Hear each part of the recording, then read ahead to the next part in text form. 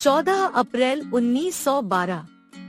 100 से भी अधिक साल पहले उस समय के सबसे शानदार यात्री जहाजों में से एक टाइटैनिक एक हिमखंड से टकराकर उत्तरी अटलांटिक में डूब गया था। 1500 से ज्यादा लोग मारे गए। आरएमएस टाइटैनिक अपनी पहली ही यात्रा में डूब गया। जहाज साउथहैम्पटन से न्यूयॉर्क जा रहा था। जहाज के निर्माता द्वारा यह घोषणा की गई कि जहाज का डूबना असंभव था, लेकिन उसके बाद भी जहाज हिमखंड से टकराया और डूब गया।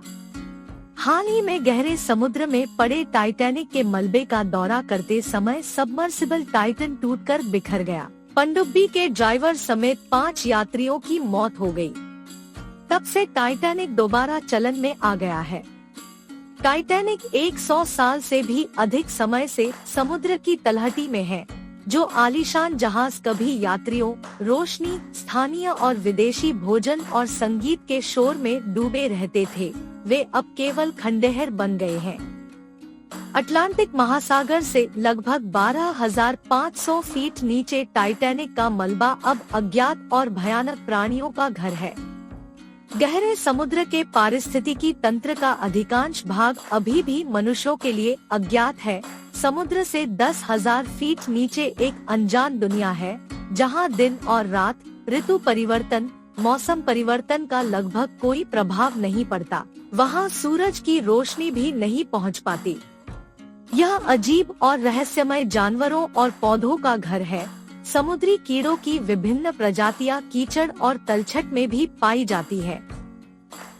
हालांकि समुद्र के अंधेरे में रहने वाले इन जानवरों में से अधिकांश के पास एक कठोर खोल होता है। कई जानवरों के शरीर में हड्डियां नहीं होती है।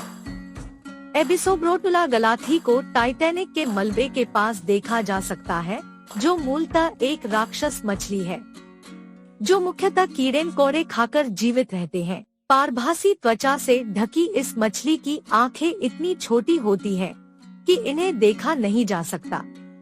समुद्र की तलहटी में शिकार के लिए इनके सिर पर कई संवेदी छेद देखे जा सकते हैं। टाइटैनिक के आसपास राक्षस मकड़ियों को भी देखा जा सकता है।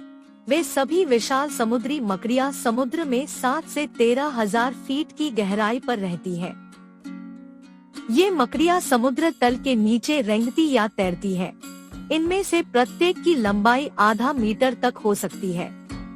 लेकिन जिस भयानक चीज ने टाइटैनिक को घर बनाया, वह एक बैक्टीरिया था। इस बैक्टीरिया का नाम हेलोमोनास टाइटैनिका है। यह बैक्टीरिया पहली बार 2010 में प्रकाश में आया था। टाइटैनिक का जंग लगा लोहा इस बैक्टीरिया का मुख्य भोजन है। हेलोमोनास टाइटैनिका इसी जंग लगे लोहे को खाकर जीवित रहता है, इसलिए इसका नाम टाइटैनिक के नाम पर रखा गया है।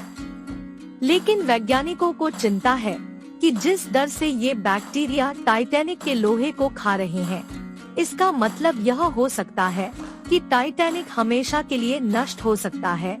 यानी भले ही वह धातु का बना हो, समुद्र की तलहटी में जीवित रहने का कोई रास्ता नहीं है।